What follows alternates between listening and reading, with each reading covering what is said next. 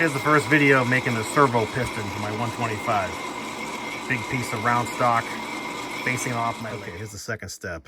It's 2-inch 600 OD, and it's 0.250, 0.255 deep. And I gotta make the cut for the seal. To continue on with my servo piston machining, I have this much done. And if you look at the original piston, you can see what I'm going for here. Flat face, recess, lip, and then the margin for the seal. I've been using my cutoff tool to make the margin for the seal, which I'm sure any real machinists watching this are vomiting right now. Sorry, but you gotta do what you gotta do with the shit you have on hand. So I just made a tool because this thing flexes. I don't know if you can see it, but it moves. So it's hard to get it straight and parallel. So it's supposed to be like 105 thousandths wide. I have it right around 100. It's tapered, that's the problem. So I made a tool. I just ground one out on my carbide grinding gizmo over there. So there you go. I'm not gonna get too close because again, machinists will vomit, but just a piece of tool stock I had that came at the lathe, and I ground it down to like 105 wide, put an angle on it. I mean, it's aluminum luckily, so it's gonna be very forgiving.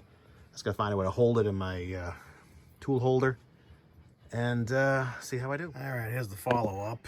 The first groove I made here for the seal was too deep, so I had to regroup and I had to cut a new groove that is right on the money, and then put the new step in here. So I'll just saw this off with my bandsaw. Hopefully I don't destroy it. And then I'll make the final cut up here, and that'll be it. I'll drill a hole and have a piston. So stay tuned. Making parts. Okay, we're in the home stretch. I made the cutoff. Now it's gonna face it, get the height correct, and it'll be done. I mean, it's a teeny bit taller on the face than it is on the original face, but I could trim that down a smidge. Let me get this thing finished off, see how it looks. Whittling away.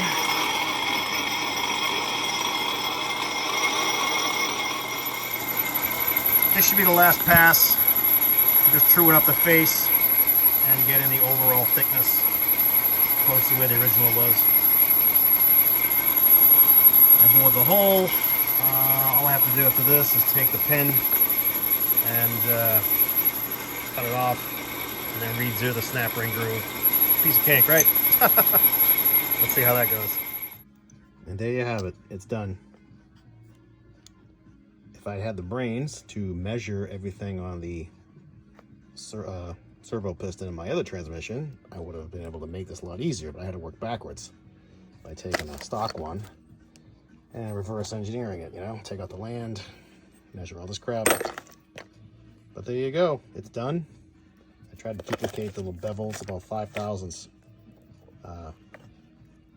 angled out of there. Look at this one, you see it. It's not much, but it's just enough. That's it, I gotta cut the pin off. I made the snap ring groove, the snap ring's in, if you look. If I can zoom in on it. Look at me with the cool camera. I just gotta cut it off, that's it. And then I have to take the plate, weld it over. What I'm probably gonna do is make a plug to fit in the back. Something shallow that I can just push in and then just weld the circumference. The other one had like a piece of sheet aluminum welded like in a square. I'm not gonna do that. So that's it. That's the whole thing. So hope you enjoyed what goes into making this stuff. I spent the better part of a day doing this. I mean, I'm slow. I'm sure a real machinist could knock this thing out a lot faster than me, but that's the way it goes when you're just a backyard guy like me. So there we go. There's the whole story.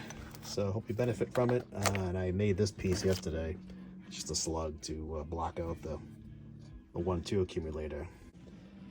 That's it. Hope you enjoyed it. And thanks again for watching my channel. Hope you guys are having fun with your projects, or at least not tearing your hair out. So talk to you later.